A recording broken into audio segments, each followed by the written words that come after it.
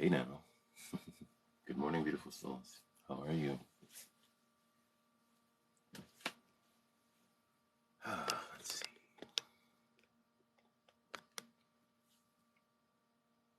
How are you, bald and sassy?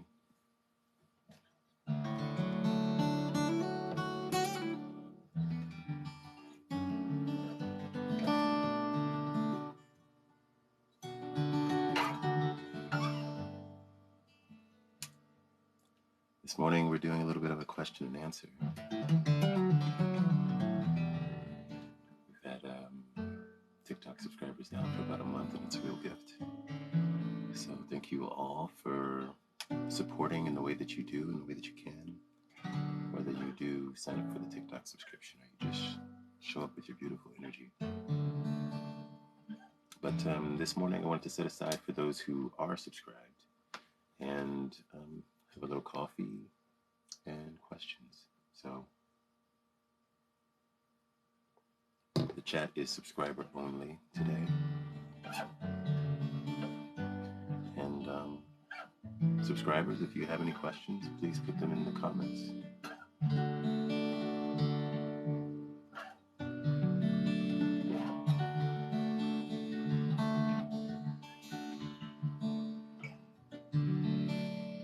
Thank you. Thank you, Sean, for your love. Appreciate you, my friend. Also, if any of you guys want to come on and be a guest on the screen, then you can ask your question that way as well. Whatever resonates. No pressure.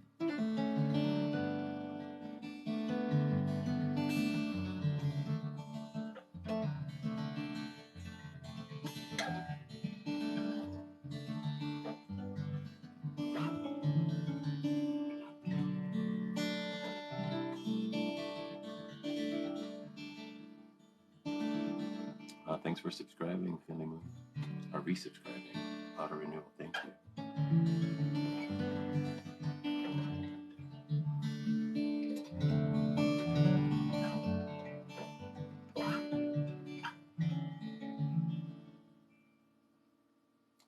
And maybe while we wait, I'll play a little song.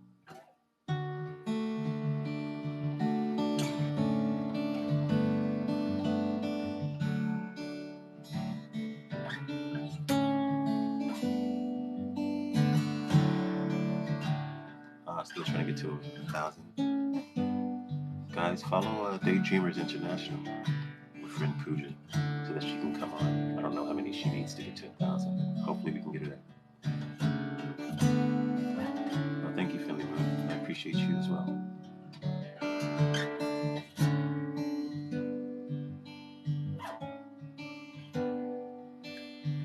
So I'll play a song, and if any of you guys have any questions about anything, it doesn't have to be deep, then we'll have that conversation. But we'll start off this morning with one by Marley. I woke up this morning, smiled with the rising sun, 3 little birds, each by my doorstep, singing sweet songs, melodies pure and true. This is my message to you.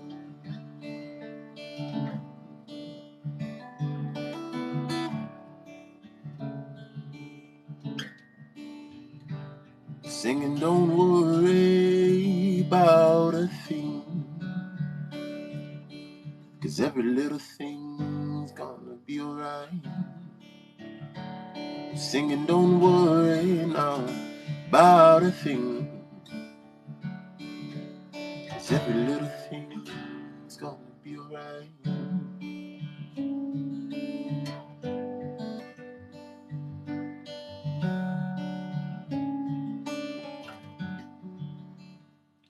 Woke up this morning, smiled with the rising sun, 3 little birds, each by my doorstep, singing sweet songs, melodies pure and true.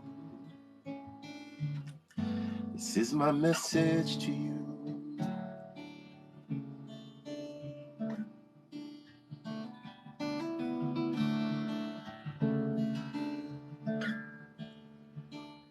Singing, don't worry about a thing, 'cause every little thing's gonna be alright. We're singing, don't worry now about a thing, 'cause every little thing's gonna be alright.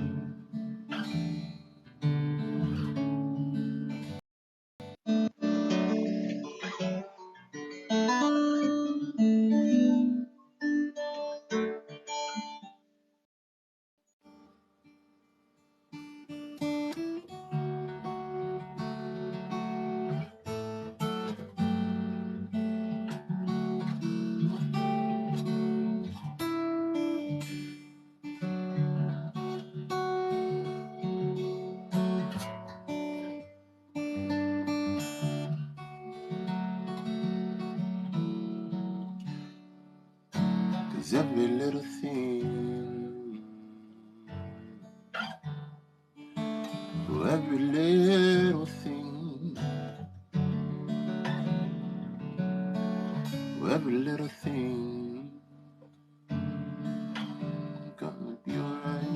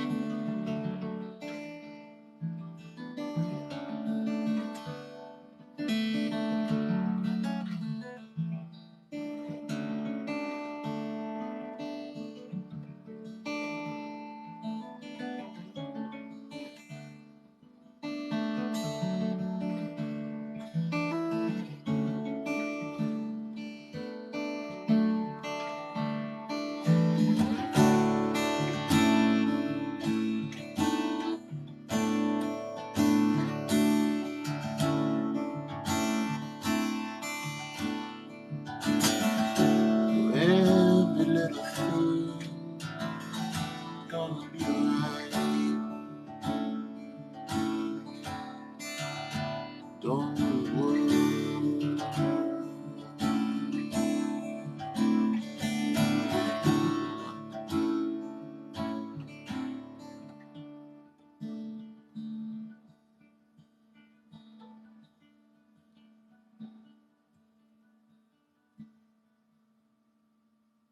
Woke up this morning, smiled with the rising sun. 3 little birds, each by my doorstep, singing sweet songs with melodies pure and true. Singing, this is my message to you. Singing, don't worry about a thing. Don't worry about a thing. Darling, don't worry about a thing.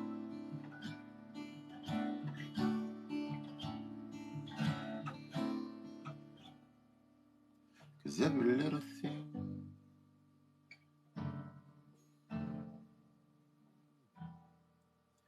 it's gonna be alright.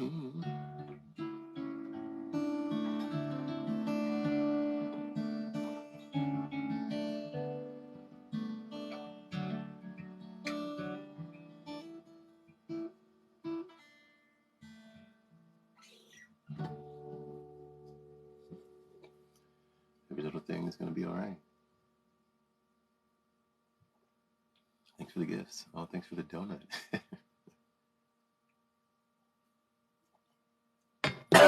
Excuse me. That incense is blowing right my way. So, let's see. This is supposed to be a Q&A this morning for the subscribers. All of you are welcome to stay if you're not subscribed. But I'm only answering questions from the subscribers. That's why the chat is closed to them. And bold and sexy.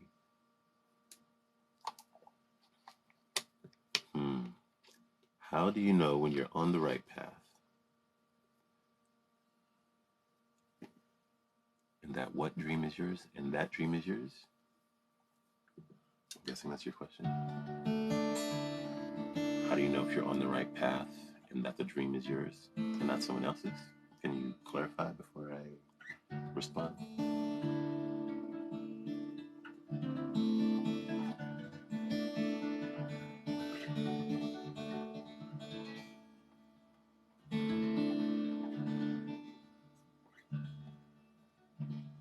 And what dream is yours? Okay.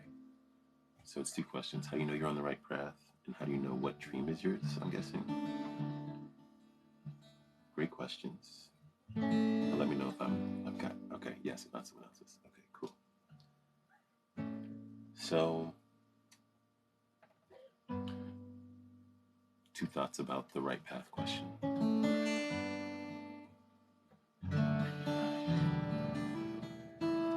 I think the path is not a linear thing. And though it doesn't always feel like it, I think all of us are always on the right path in the broadest sense. I think the way I think of that question is more about, am I in resistance to the dream, the true dream of my soul and my heart? So, what I mean by that is, many times we'll be headed towards certain goals in our life because we've decided that's what we want to do. But that feeling of desire is usually coming from someone else, right?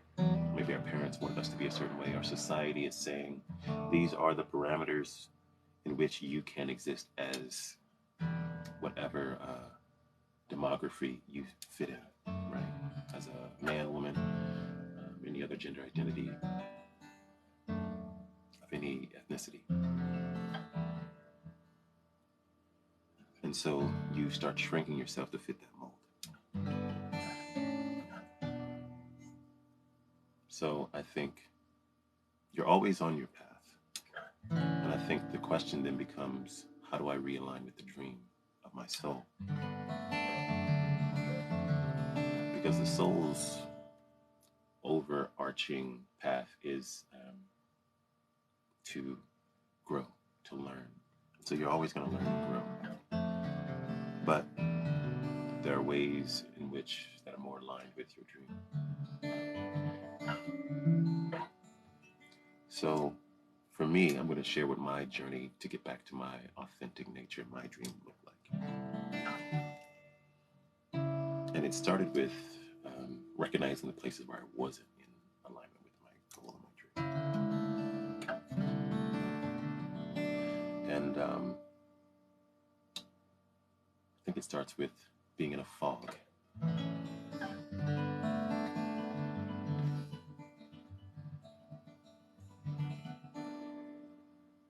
They say your why will make you cry. And that's true too.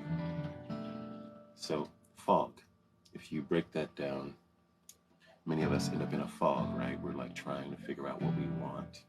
And it feels very cloudy, like to sort through the cloud. And a good friend of mine, I call her Mama A. She had an acronym for FOG, and it stands for fear, obligation, or guilt. And if that is in your atmosphere, or if that is your motivation, or if that is in your energy field, then it will create a fog.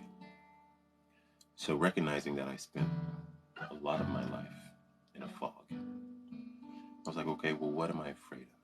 Maybe being misunderstood or not being accepted by someone I admired, maybe my parents, maybe friend or mentor figure, or I'm obligated because, right? I saw this quote. It said, "What is it? It's the blood is thicker than water." He said that quote gets misunderstood often. There's a TikTok going around that talks about this, and he said the full quote is, "The blood of the coven, right? Those who you bring in, is thicker than water," which is like so beautiful. The blood of your circle, which kind of reshapes that. So, or guilt, right? Maybe you're holding on to feeling guilty for a place where you didn't measure up to some standard. So, to me, connecting to your dream is connecting to your true nature. So, releasing fear, obligation, or guilt. So, if the way to know that you are in your dream, that the dream is yours, there's no fear, obligation, or guilt attached to it. If you're feeling that, that's somebody else's dream.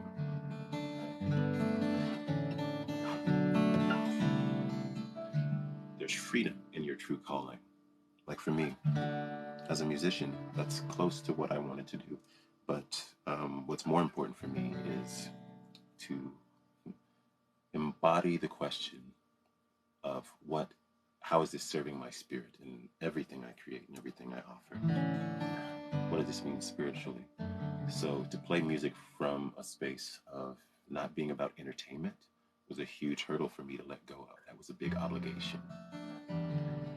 And it's still something I have to ride the wave of, because I'll feel the energy of others seeing a black man with a guitar and having this idea that, oh, he's going to play blues, he's going to play R&B, he needs to do X, Y, and Z. That all of these archetypes and all of these boxes that life tries to put us in. But for me, it's not about that at all. Who I am on a soul level has nothing to do with whatever associations you might make from my physical appearance, or my time of birth, or my gender, or where I am, or anything like that.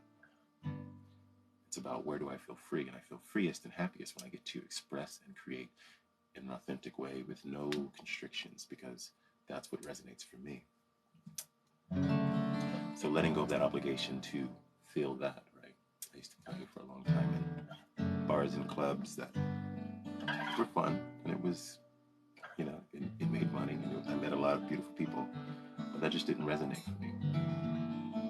So your dream and your why is associated with freedom and peace. When you imagine yourself doing it, I'm not saying, for me, imagining myself being free to speak to you this way and just stop playing if I need to and communicate. There's freedom there, there's peace, there's joy there, because it's heart to heart, and it's about impacting things in the spirit realm. So finding my mantra, finding my core intention, which is to be a conduit for grounding, healing, and transformation. So for you, Bald and Sassy, whatever that may be, I feel like our dream is more attached to a core soul intention than a vocation, right?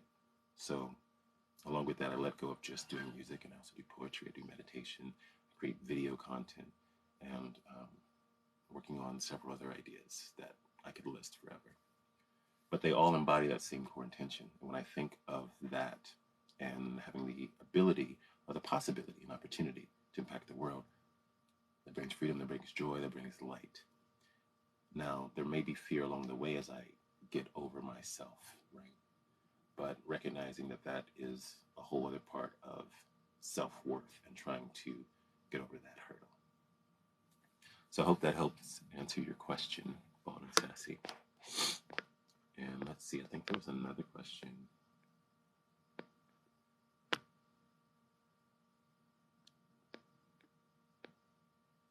Let's see, Kiss in the Hiss says, I notice that I am judging people just walking by. It goes so fast and I blame myself for it. Any thoughts? Oh. Blaming yourself for judging others.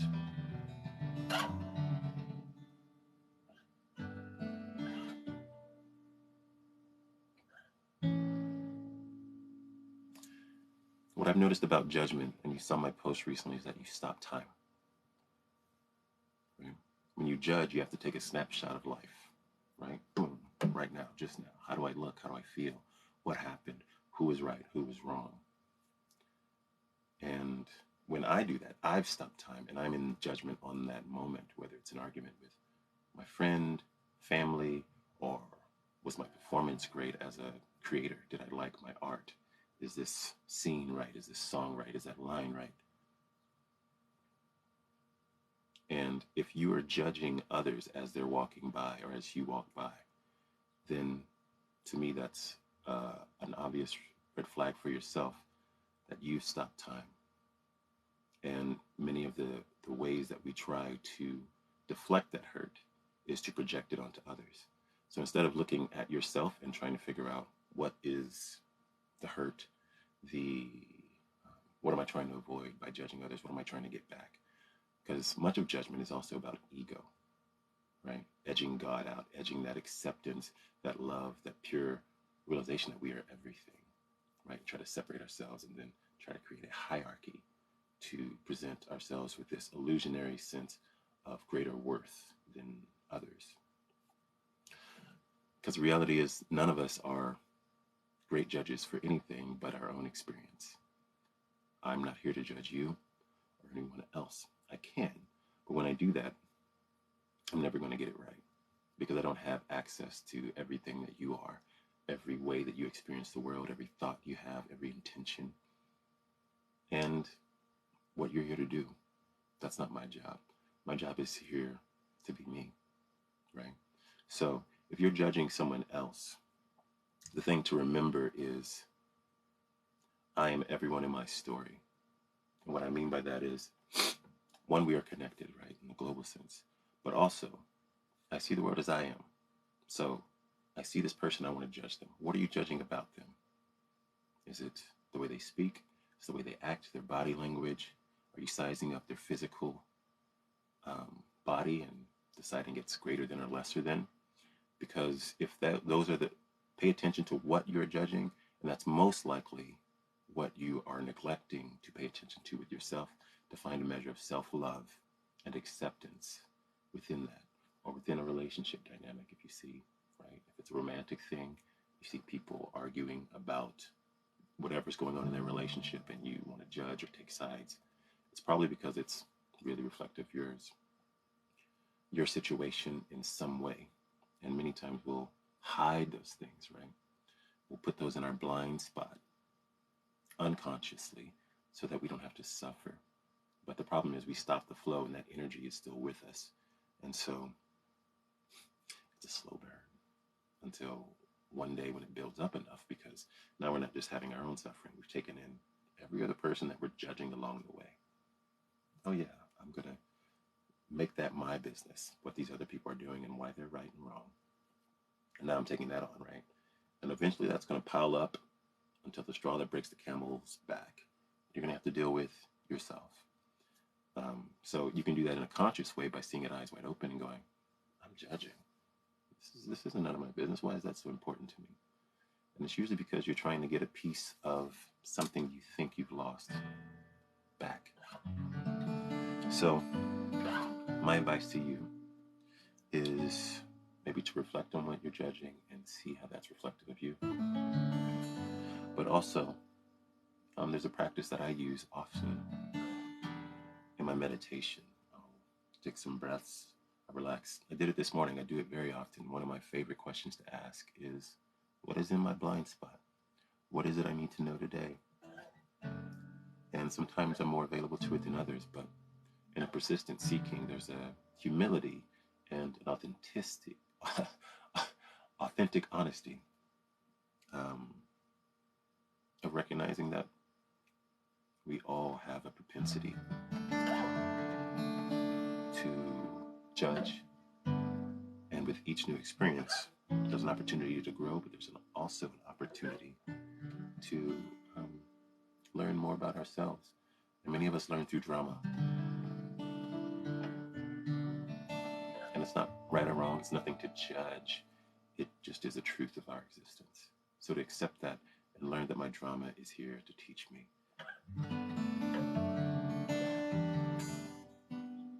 And then being gentle with yourself and trying to let it go.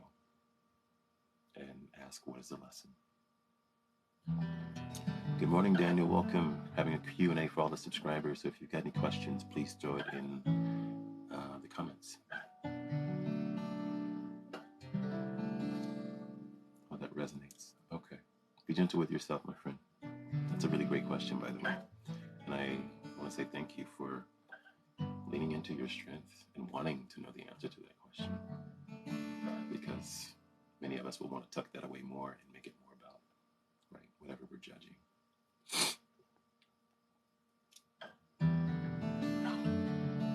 Bald and sassy. What is in my blind spot? The question I was looking for. It's a great question. Yeah, I had a crazy experience with blind spots in a plant medicine ceremony about 5 or 6 years ago.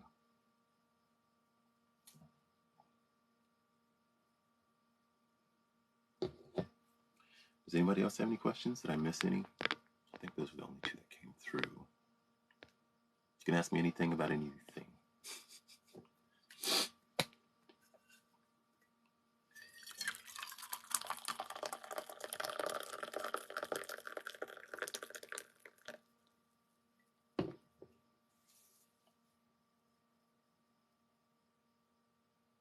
Heard a question the other day, does the soul really have a mate? It's a very interesting question. And a good question to ask and wonder about, because we're all, I think, have a certain baseline level desire for intimacy and connection of all kinds.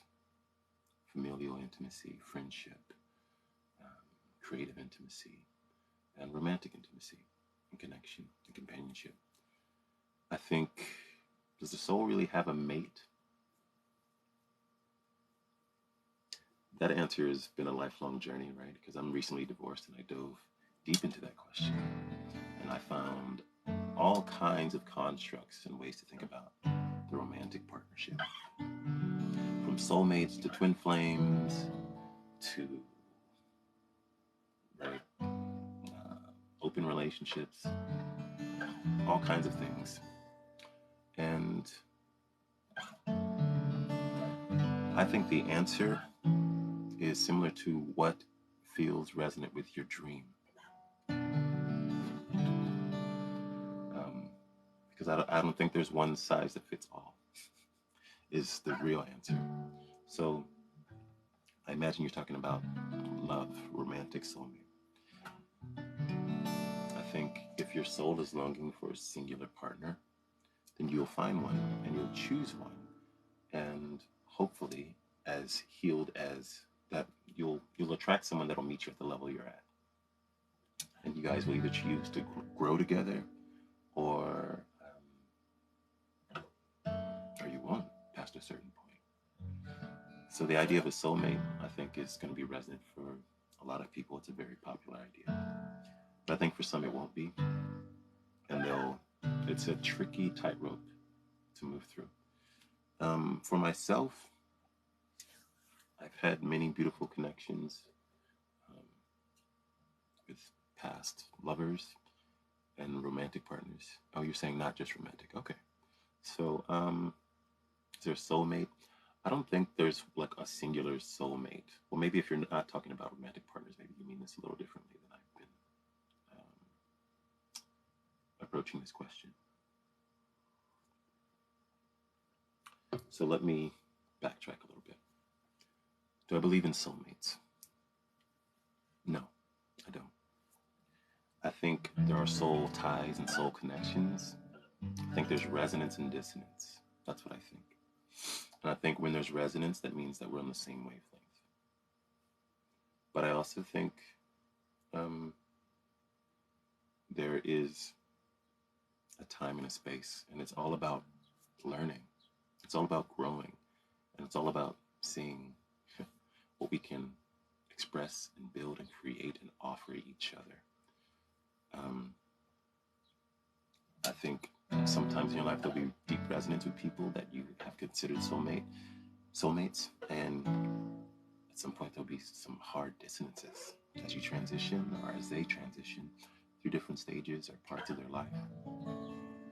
And I think the beautiful part is not to try to put everything in a glass container and organize it and put a label on it and go, oh, you're my soulmate, right? Oh, you're my work friend. Oh, you're my whatever. You're my this and that.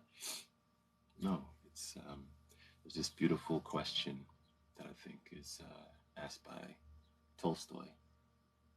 It's this old parable, and it's this king. It's like, what is the most important thing, and when is the most important time to do X, Y, and Z, and it's really eloquent. But what it boils down to, the most important person is the person you're with right now, which is always you, and maybe there might be another soul with you. The most important thing to do is that which lights up your heart at any moment in time. And the most important place to be is always right here and now. You take each moment as it comes. And it's not so much about trying to label anything. And we keep trying to, do this thing where it's like, oh, let's put the world in a box. The universe has taught you nothing else, know that it is ever expanding. Always expanding, right? We know that much, at least, about it. And the same is happening for each and every one of us. Right? I'm several minutes older than I was when we started this live, and so are you. And whatever we've discussed, whatever energy has been exchanged, is expanding our experience.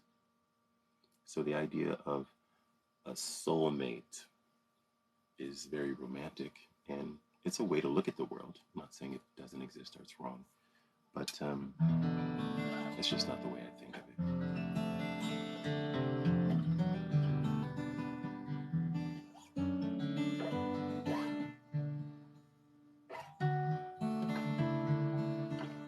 I guess what? Yeah. I guess I try to temper that a bit more with what is resonating, what isn't resonating, and what is true about me and what is true about the beautiful soul before me. You're welcome.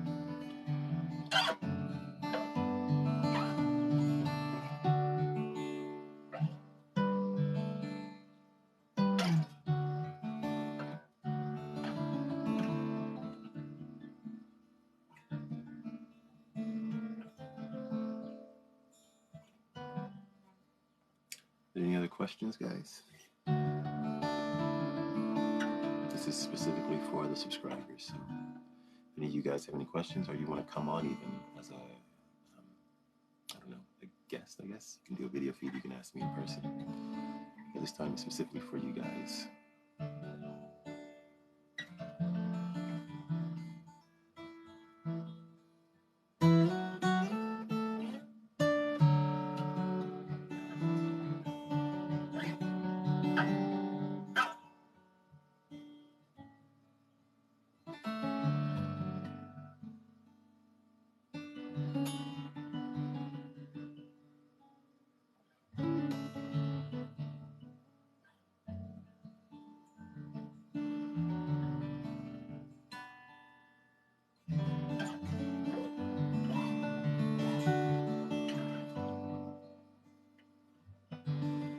You have a music question, ask away. This time is specifically for you and the other subscribers, so they're all welcome to chime in, whoever's here. What's your music question?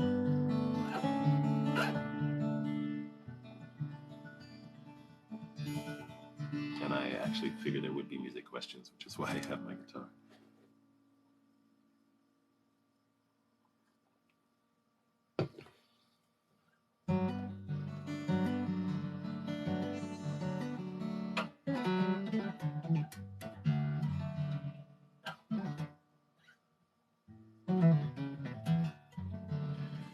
Can you play an example of 432 frequency? And in which chakra do you feel it most? Interesting. Okay. So we'll get a little musical nerdy, as much as I'm able to, which there's a limit there.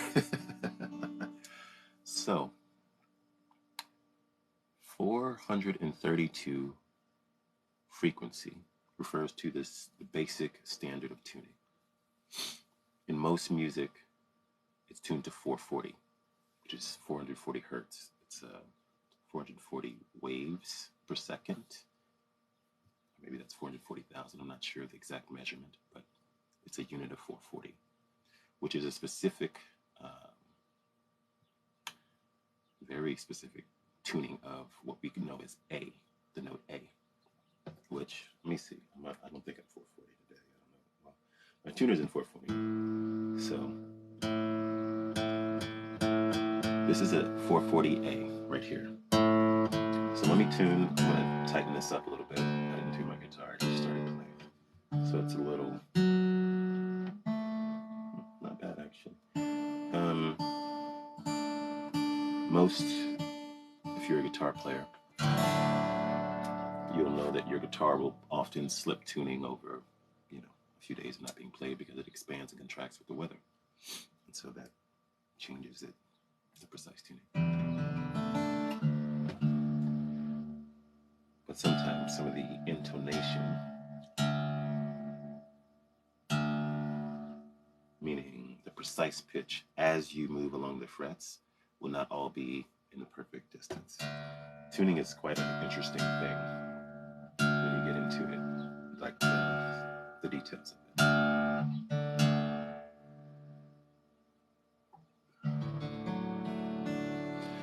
So that's 440. A432, what you're talking about, will be a little bit lower. And it's basing the whole tuning off an A that's 8 cycles lower. And I believe that, I don't know all the history very well, so around this, because I haven't looked at it in a little while, but I think the general understanding is that a long time ago that the standard used to be 432. And it's a little bit lower, and it feels a bit more, just a different, it's more relaxed. And it's also akin to, like the blues scale has notes that feel a little, let's just say flat for the sake of simplicity, which isn't entirely true. And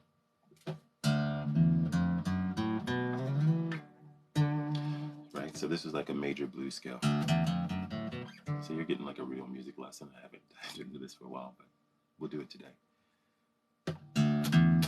This note right here doesn't really make sense for a major blues scale. It's called a minor third. And in the key of D, this is an F. The major third is an F sharp. So check this out. In this chord, it's the D major. Right?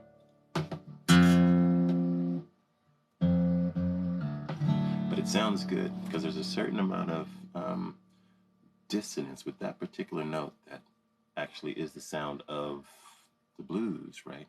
That tension. And there's something, for some reason, right? If you hear songs about suffering, there is a resonance there. Because I think as humans, the landmark of our experience is the suffering.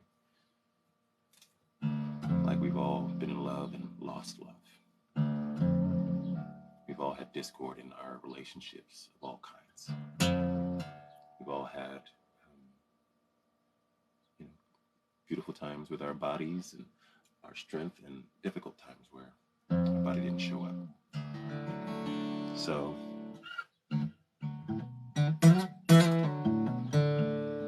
I hit that note a little bit there too.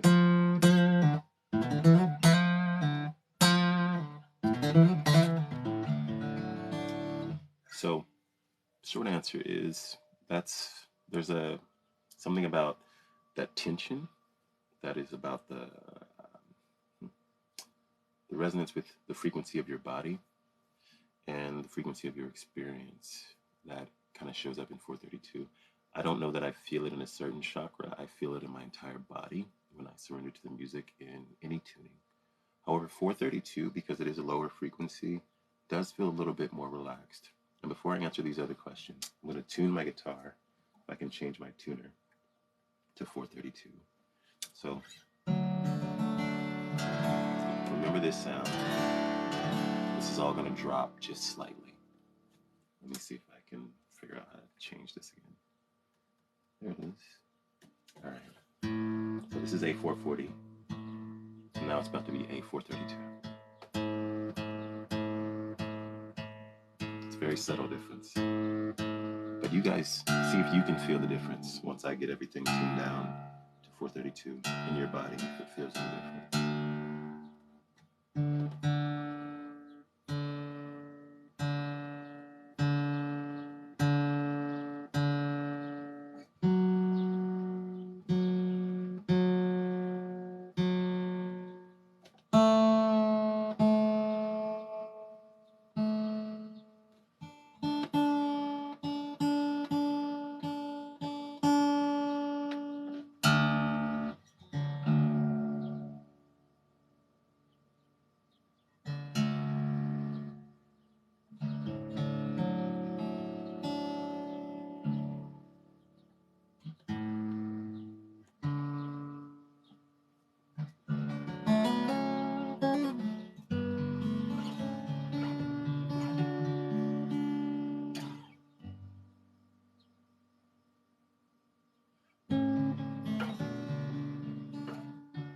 Do you feel a difference?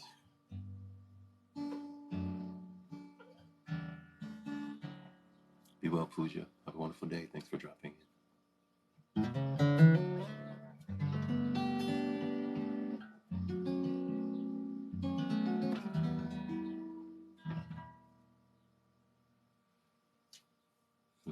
I wonder if you guys felt that. It's very subtle. It feels different when you're singing too. It's a little lower.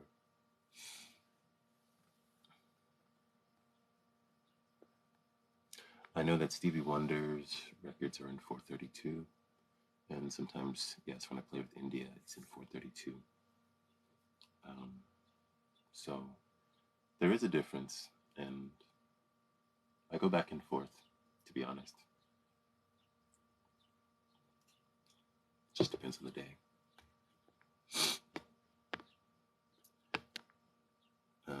Let's see. Daniel says, do you have tips when meditating? For instance, mind wandering too much.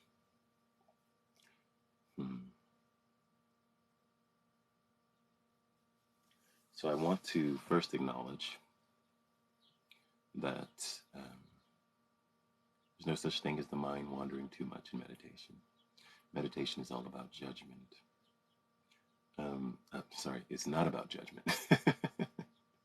Meditation is not about judgment. It's actually about quite the opposite of just observing. So my tip to you in regards to the mind doing what the mind does, having thoughts, is to observe it when it's more active. And actually just re-listened to one of my favorite manuals on meditation called The Miracle of Mindfulness by Thich Nhat Hanh. And he does this very often in the way he writes in his book. And it's like, he'll say it like this: taking in a breath, I know that I am taking in a breath. Having a thought, I know that I am having a thought. And it's just about awareness. Meditation is awareness. So if you sit down to meditate or lay down or breathe in and prepare yourself to access that space, and your mind is active, let the mind do what the mind does. The mind is active because it is trying to control. We many times are struggling in our lives because we're trying to control things. There is a finite line of things that we actually have control over. And when we have breached that line, then we suffer. So just acknowledge, okay, I'm having a thought about that situation. I'm having a thought about that. And as you do that, you create space between, stopping thoughts. That's not the goal. The goal is to be self-aware. So when you create that space for awareness, just by that simple phrase, you free yourself of the energy of judgment, of trying to control your mind, and recognizing that the mind need not be controlled, only your awareness and observance of it. And as you do that, oddly enough, you step back into that which you do have control over, which is where you point your focus. And if you point it on judgment and trying to stop something that you can't, then you actually feel more in the illusion.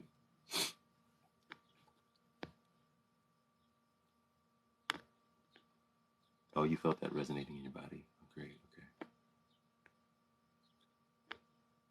Catching up on these comments. So I hope that helps, Daniel. So that's usually what I do in those moments. The other thing you can do is, as those thoughts come, just simply ask. Ask yourself, oh, okay, I don't need to stop this thought. It's here for a reason. So what is it? Is it overactive about a situation or trying to do something? Or is it just actively thinking about a certain thing? Maybe there's a deeper issue in the heart connected to that, even though it may not seem as obvious at first. So I hope that answers your question. Oh, thanks for the gift. Hi, Tommy. How are you, my friend?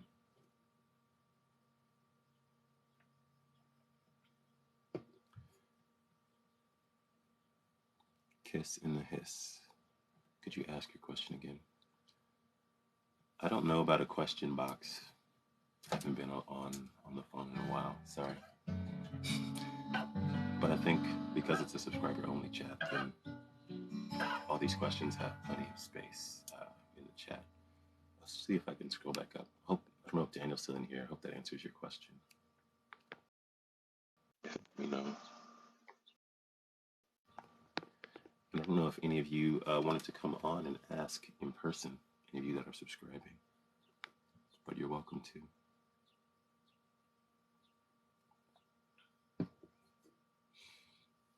Because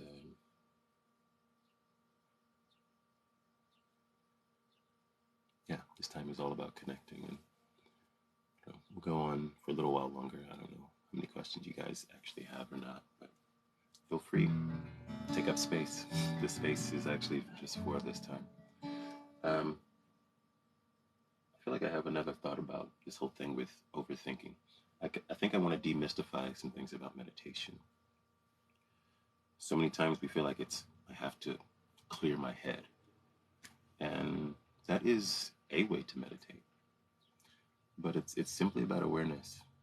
So you can have a very active mind and have a successful meditation as long as you're aware that you're having thoughts. It's a very funny thing, letting go of the construct of the box of what we perceive it is. And sometimes you fall asleep, successful meditation. If you're creating and you're in a flow state, successful meditation, and you lose yourself in the art of creating whatever it is, music, video, writing, doing something for your business, running. If you are meditating, if you're journaling is a meditation. Your focus is somewhere. Every part of your life can be a meditation, is the funny thing. It's just about being aware of everything you're doing. That's why in that manual for mindfulness, the Miracle of Mindfulness, taking a breath, I know that I'm taking a breath. Because many times we do things mindlessly, unconsciously, and that is how we slip into patterns that self-sabotage us and lead us away from what we actually want, because now we are unconsciously acting out of fear, right? Running away from an experience of suffering. And sometimes, you need to take a break and reevaluate. The only thing is, if you run too long, you'll start thinking that this personality that you're holding is actually you. The one that's bitter, the one that's hurt, the one that feels small, the one that feels shrunk. And if you feel that way, it's probably because for a long time you've been holding on to fear. And that fear has led you so far away from yourself. Because you can run in 359 degrees away from whatever that thing is, right? It's at this one point, it's a circle, you can go, right? But But all of that leads you into the unknown. But if you set your intention very clearly on, right, whatever it may be, being a conduit of love, being a conduit of light, being a creator, being a manifester, being a healer, being a musician, being whatever, in a very specific way, now you've gotten it a very clear direction to head into, and you minimize how much you drift away from that. So I encourage you to not only allow yourself to meditate freely and to acknowledge your blind spots and your fear, but also know that there's no wrong way to show up. And also augment that by adding a very specific intention for each session, a heartfelt intention. It doesn't have to be product oriented. Actually, I encourage you not to let it be product oriented. Let it be, my intention is to be connected to my heart right now.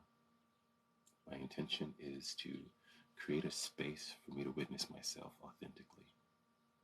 My intention is to show up for my highest good and the good of the collective. My intention is to be here now with the full gamut of my existence and reclaim my autonomy. Those are heartfelt intentions. Quiet my thoughts, not one. That's a running away from. Oh, good morning, Megan. Hello. Blessings. Oh, thank you for subscribing, beautiful soul. I appreciate you. I'm doing a Q&A for the subscribers this morning.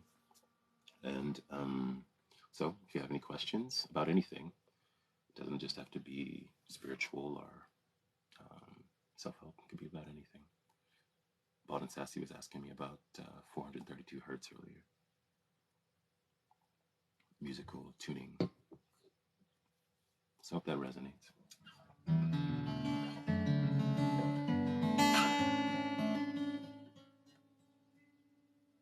It does? Oh, great, Michelle. Also, Michelle, do you have any questions this morning? I feel like maybe you were trying to ask me something in a live in the last week, and I wasn't able to get to it in the depth that maybe I would have liked. Just figured it out. It is new. It's been about a month now. So in celebration of that month, I want to do something special for those who are subscribing, which is this live. So only subscribers can comment. And over time, I'll figure out other ways to show appreciation for you.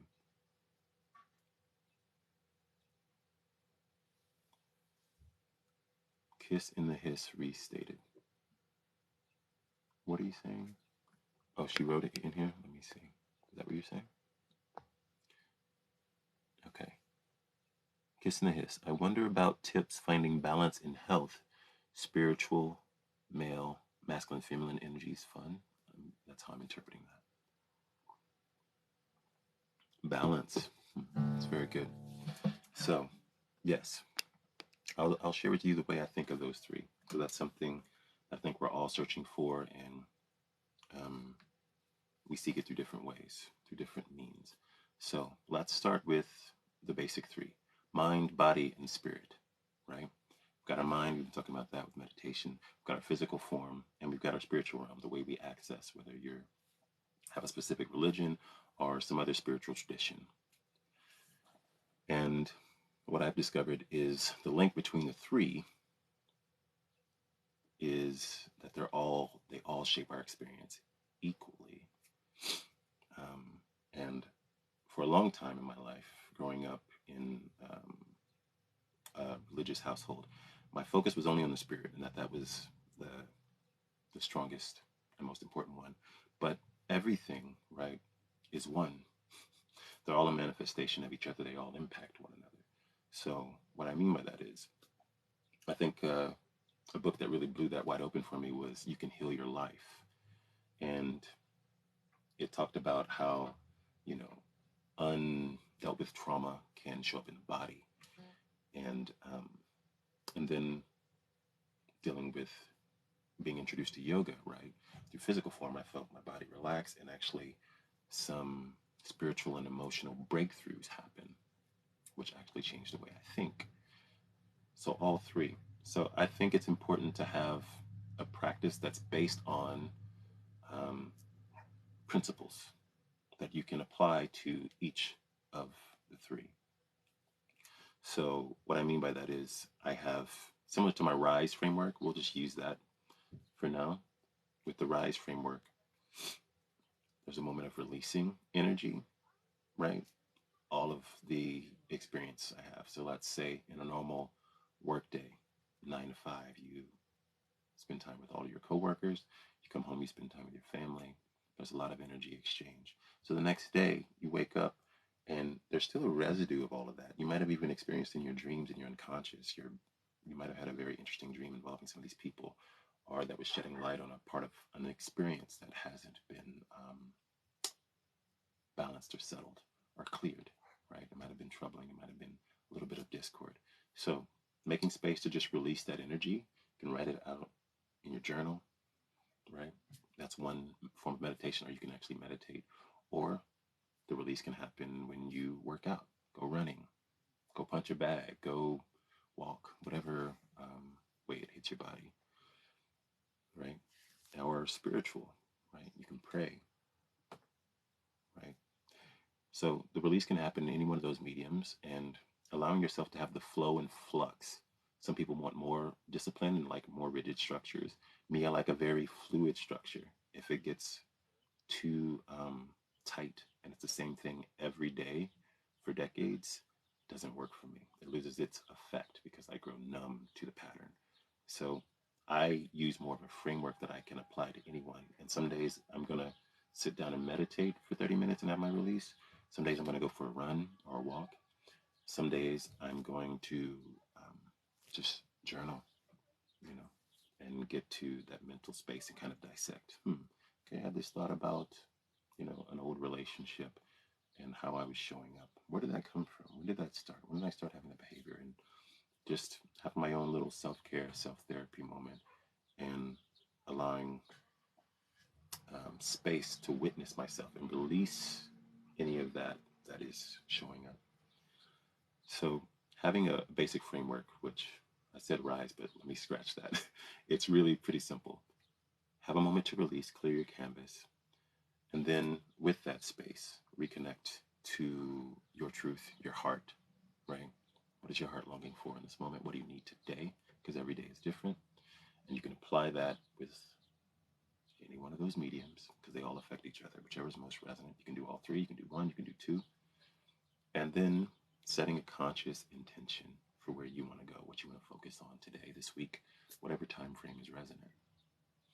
And you can do that in so many ways. You can hold that vision in your mind if you're meditating. You can write it if you're journaling. You can pray about it. You can talk to a friend about it if that works for you. Or you can work out. I do a lot of visualization practices. So it just depends on what my medium is. And as you guys know, I love hiking. I kind of hit it on all three fronts. So, I wake up, I have a moment for gratitude, which shifts my energy into that of having, of being a victor, of abundance. And then I do my meditations, and then I'll go for a walk. Well, I'll go for a walk after this live this morning. But I hope that helps. And of course, there's also diet, right? So listening to the body. Don't just listen to your mind. That's the other side of this, is what, not just the access point, but what is your primary focus of attention and sense, way that you are organizing your experience. Many times we get stuck in the mind, and the mind is a great tool, but we also need to stay connected to the heart and realize that, okay, if someone's treating me poorly, I don't just have to, I can get out of judgment by getting into the heart. And what is the heart saying? I know who I am. This person is hurting because they're showing me who they are and what's in their aura.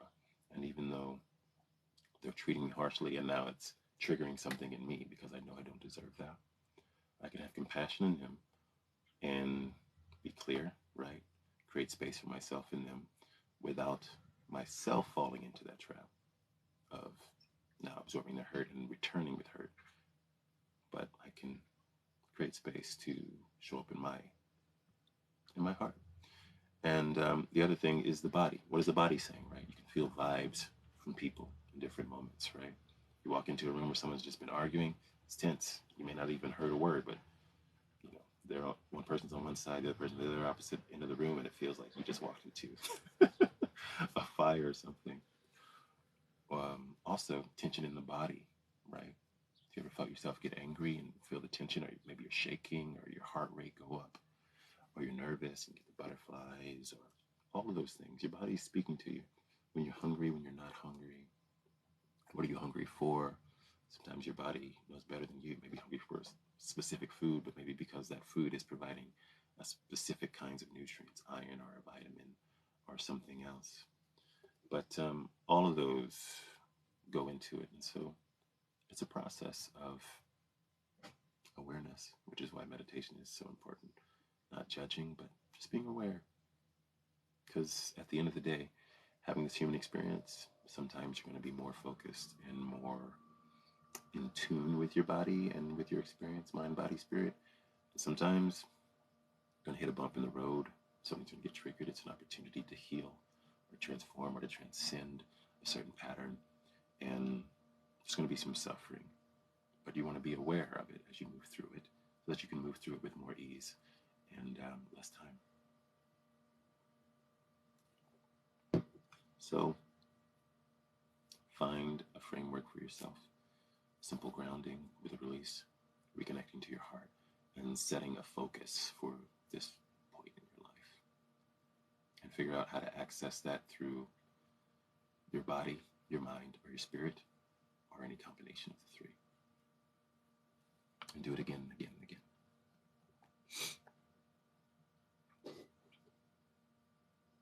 You need this word, glad. I'm glad you're here, Megan.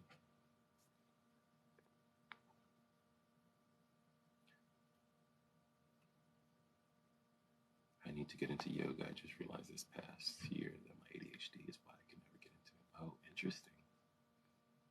Well, good for you for learning that. Okay, sorry, I'm going back. Let's see. Yes, I have a lot of questions. Okay, Michelle, ask your questions. I can probably go to the top of the next hour, and then I'm going to go get my hike in before it gets hot. It's supposed to get to 90 today here in Washington.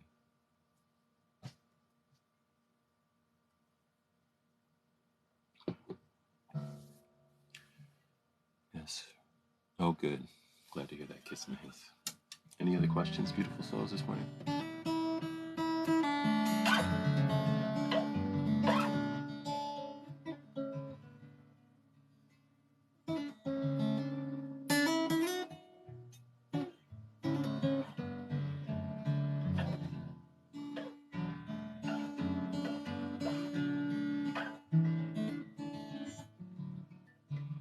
Starting my fitness journey again. That's a reminder to also work on mind and spirit too. Yeah. But the interesting thing is, they're all connected, right? So in order to be disciplined with the physical fitness, right, it takes the mind. At the point of that breaking point, right, it takes that spirit to push through. Even if the signal of the body and the mind is like, take a break, right? Then the heart, the spirit will come in and go, no, we want to push this barrier a little bit, right? You'll find that will, that power. So know that they're all one. And sometimes whatever one point is more accessible, but there is no hierarchy. That's why it's a triangle.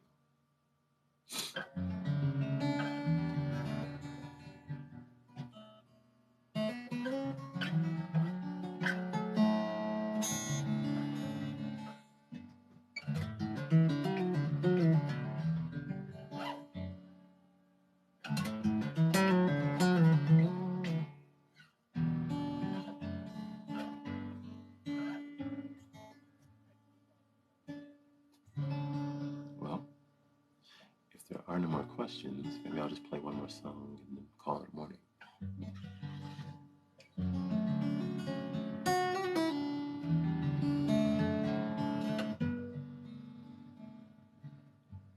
Okay.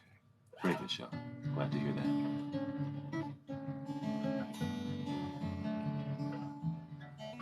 When am I coming to Denver? I don't know.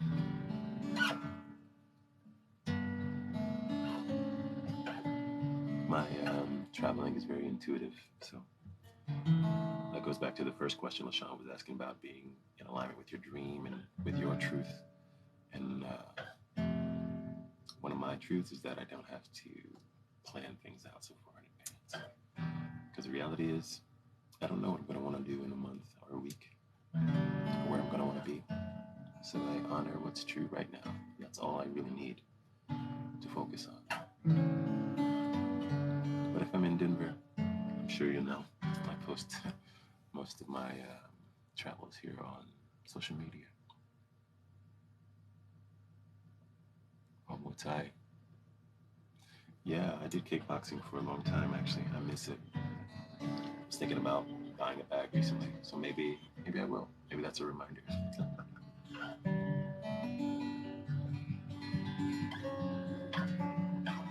Okay, looks like there's no more questions, so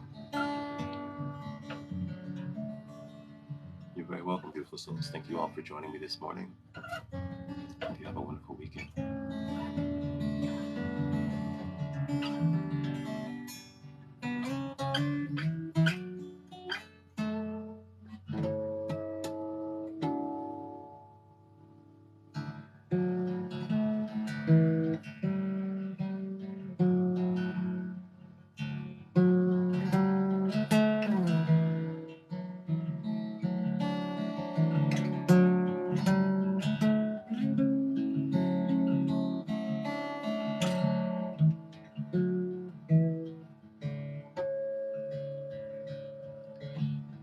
Take a moment, friend, to breathe in deep. Step back from the edge. The problems that you keep on worth your while. The tables will turn.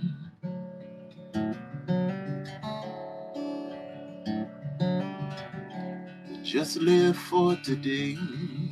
Don't wait for returns on all that love you pay. Sometimes you might get burned. Oh. The tables will turn.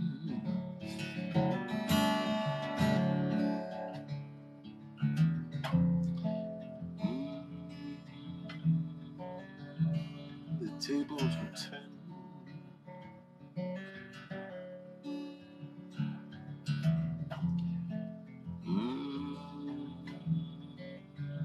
The tables will turn.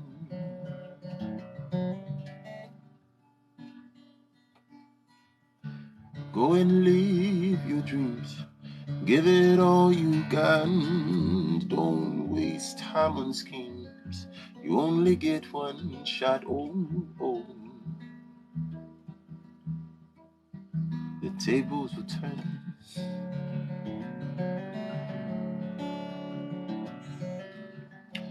Go get lost in hope. 'Cause all you have to gain is peace and pure light. Life without that pain. Oh. The tables will turn.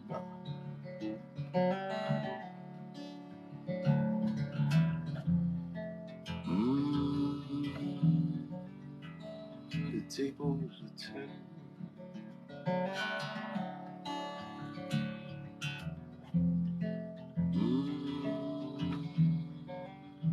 The tables will turn.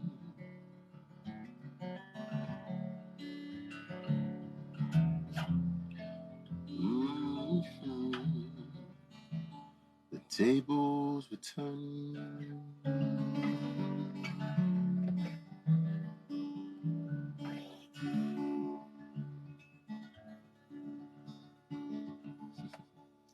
Thanks for joining me this morning, beautiful souls. I'll see you soon. Have a wonderful day.